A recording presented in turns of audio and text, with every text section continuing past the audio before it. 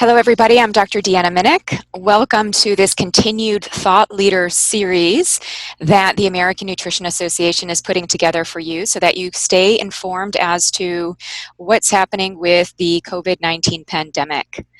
So today we are going to be talking about mitigating transmission in the hospital and the community. What are some of the insights from Italy? So today's guest is Dr. Robert Verdahl. Dr. Beardall is the Managing Director of Health Synetics and a non-executive director at the Mercy Care NHS Trust.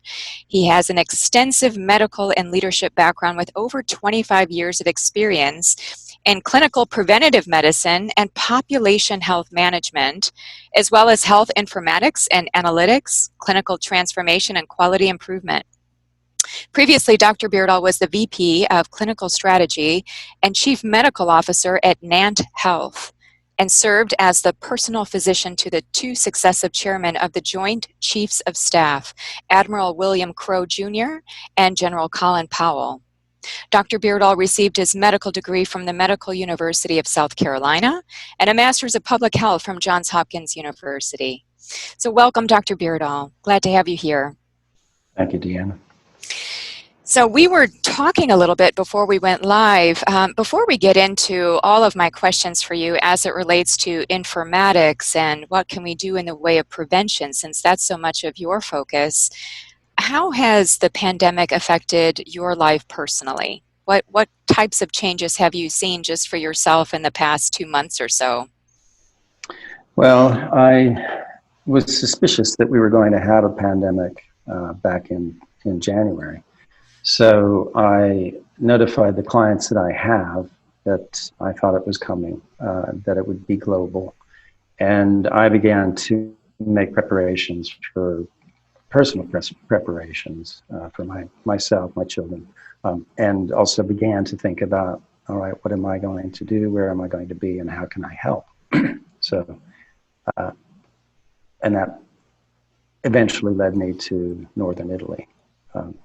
About 3 weeks ago.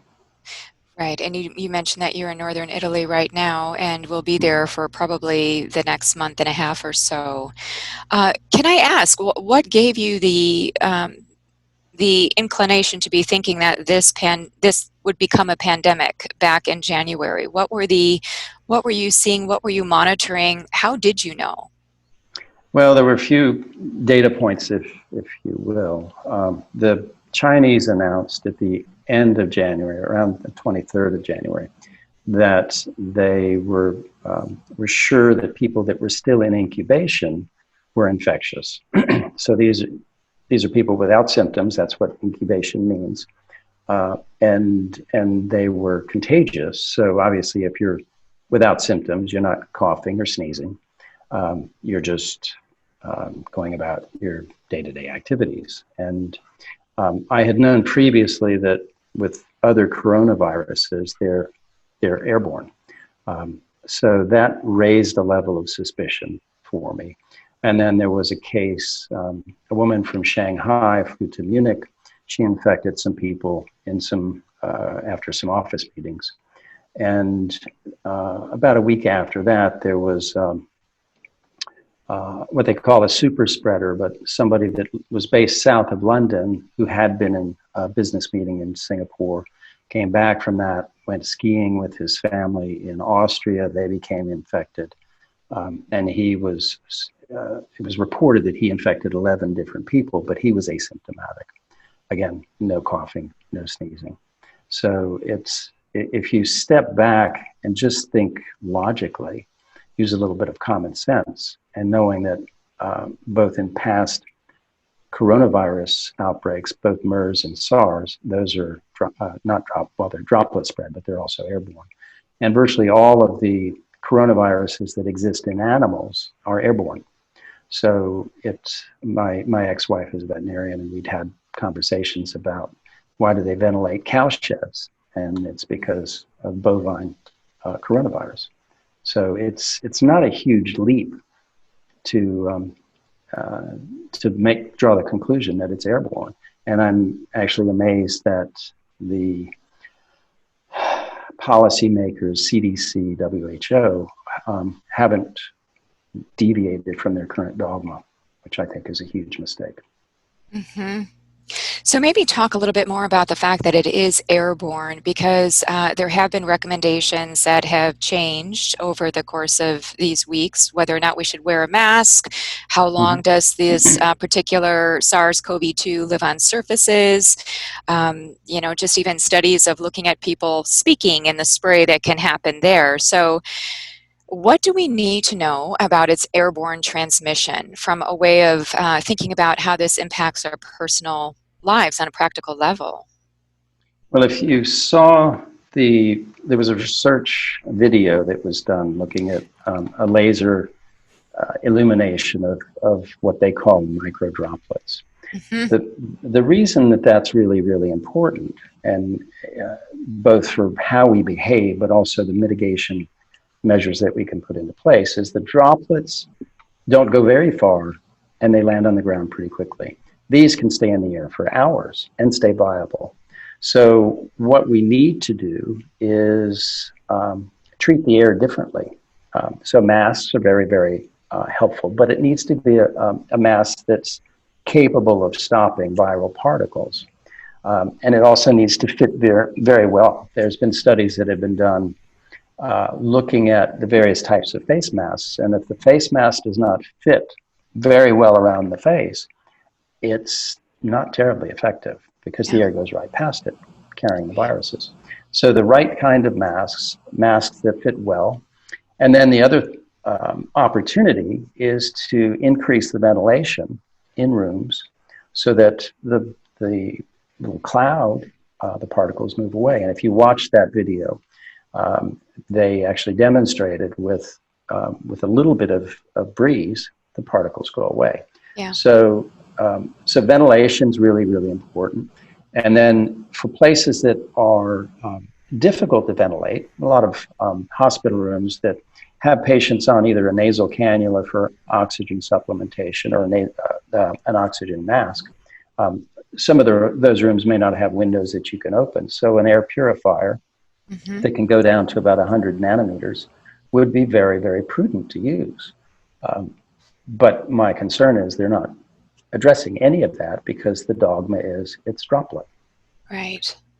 Right. So air filters and good masks. I see on the internet so many people creating cloth masks using flannel, basically just a kerchief or some kind of clothing piece. So what you're saying is that if you're going to do it, you need to do it in such a way that it is going to be effective, because there can be flaws with other of these methods. Yeah. The viral particles are very, very small. I've tried to explain it to somebody once that if you had a fishnet stocking, you wouldn't be able to stop a ladybug from going through it. Right. If the mesh that the mask is made of doesn't have very, very small holes, then it's not going to be terribly effective. It'll probably stop droplets. So if you sneeze in the mask or cough, it will probably stop you from spreading some of it. But for the viral particles themselves that are airborne, not so much. Not so much. So you're in Italy now. Are people mandated to wear masks? Are people just voluntarily wearing masks? Can you give us more or less what is the status, the climate, the milieu like in Italy where you're at right now? Well, the masks are not mandated, but most people are wearing masks. Okay. Whether they're I'm in a private residence now, so obviously I'm not wearing one, but you'll see on the TV, most people are wearing masks. The reporters are wearing masks. The people that are speaking are wearing masks. In government meetings, it's probably half and half. So it's not mandated, but it's fairly prevalent. Yeah. And what about being in a public space? Are there other precautions? So in the United States, what we're hearing is keeping that 6 feet of distance in between people. And so even at the grocery store, there's tape on the floor showing people where that distance is exactly. So we know about that the 6 feet buffer between individuals. What else, as we make our way into public spaces, if it is necessary, and we must do that, what else do we need to be heeding on that front? It's difficult. Without a good mask, if you have people that are infected and the virus is airborne, simply breathing, an infected person exhaling or talking will liberate viral particles and they'll float. So if you go into that cloud, and that cloud could be anywhere in a closed space, the viral particles are floating around. So without a good mask, and it's not just one that's stopping the particles from entering your nose or mouth, there is evidence that the viral particles can land on any mucous membrane, so in the eye, and be infect you that way. So we're talking really about a full face. Hello, I have a visitor. Oh, well, my kind of visitor, that's for sure. I've got 2 cats myself. They're the Well, to that note, maybe we should talk. Can you comment on animals? Because you did talk about the animal transmission, just thinking of animals a little bit. I know that there have been different things said about dogs and cats. Does that still hold? Essentially, dogs and cats are immune to this virus? Do we not know? I wouldn't say immune. They determined that a tiger in a zoo somewhere was carrying the virus or positive for the virus. There is a coronavirus that infects cats. There's a different one that infects dogs. It's a different species of virus, different coronavirus than the one that we're talking about. And I have not haven't looked into what the receptor is in the dogs and cats that the virus attaches to, but it's certainly possible that they could potentially carry it, but I can't comment really.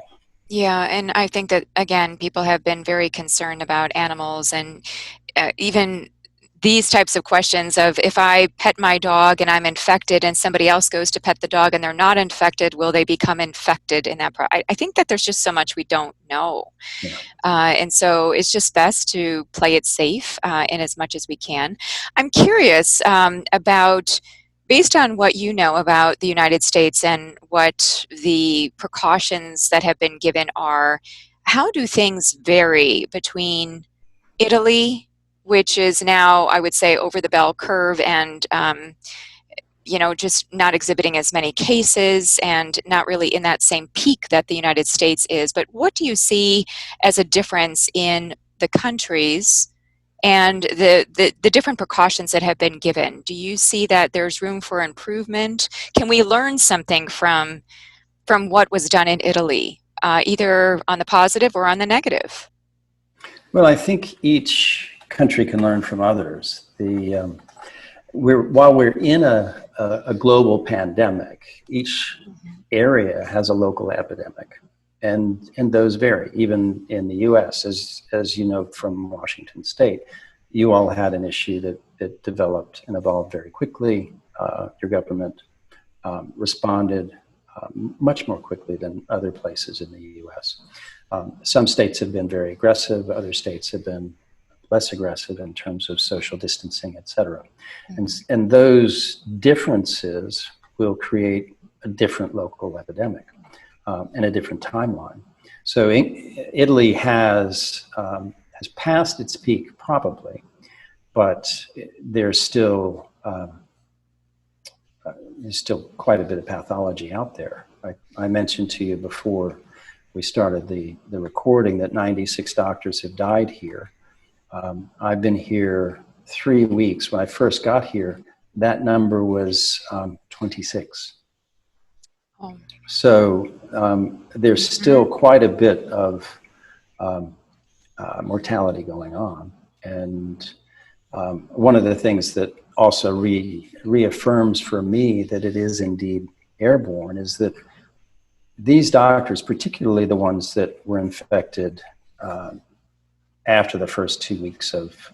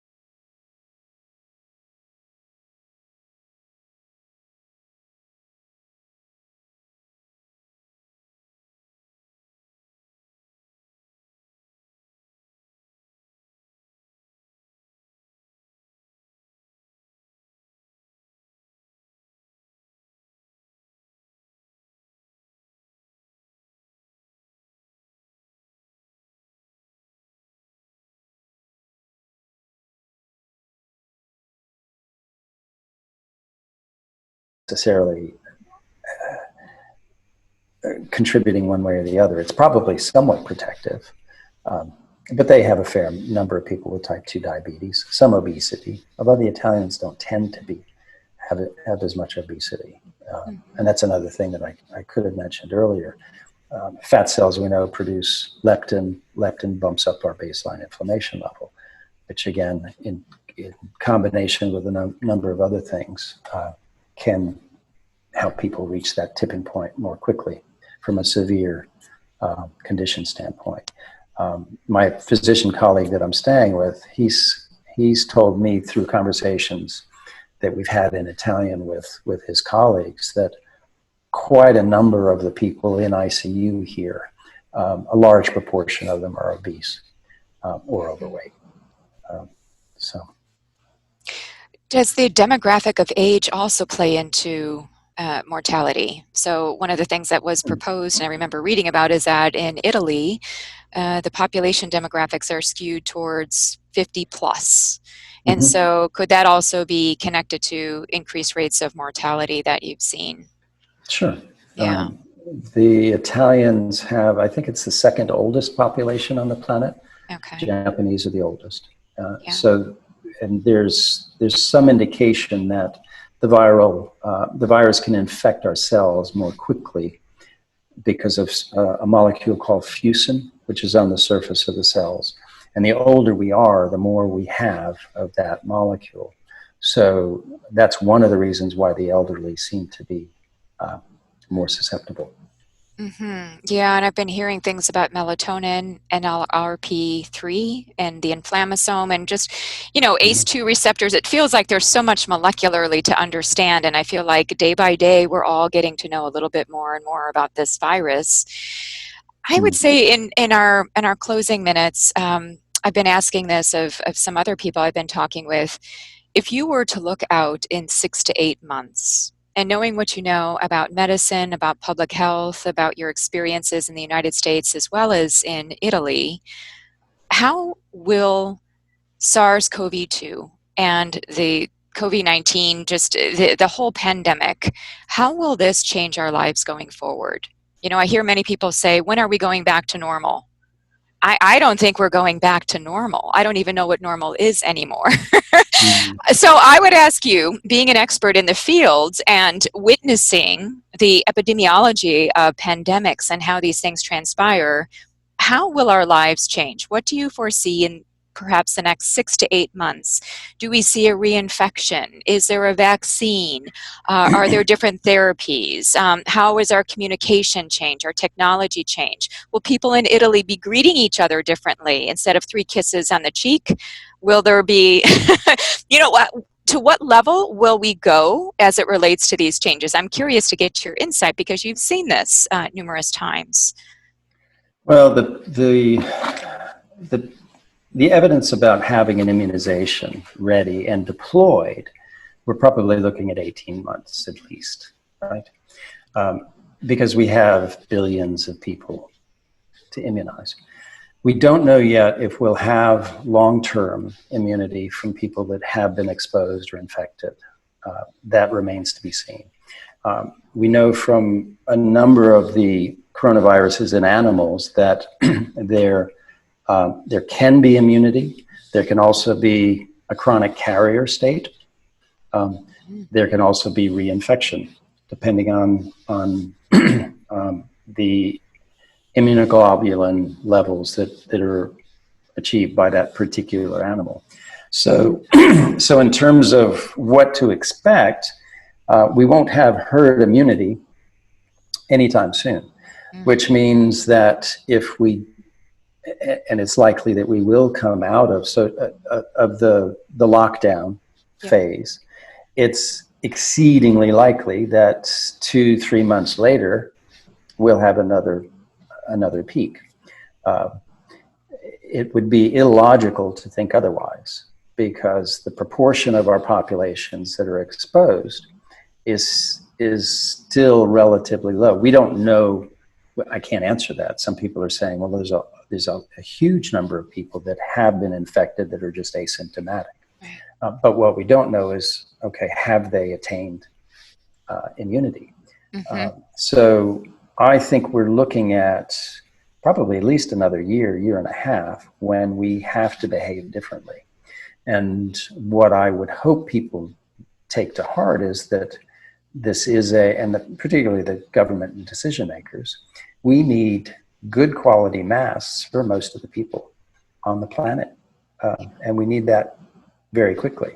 There's almost a moonshot drive to get ventilators, lots and lots of ventilators. Well, that's a reaction to a problem, which is necessary. But if we had good quality masks for most people, they knew how to wear them.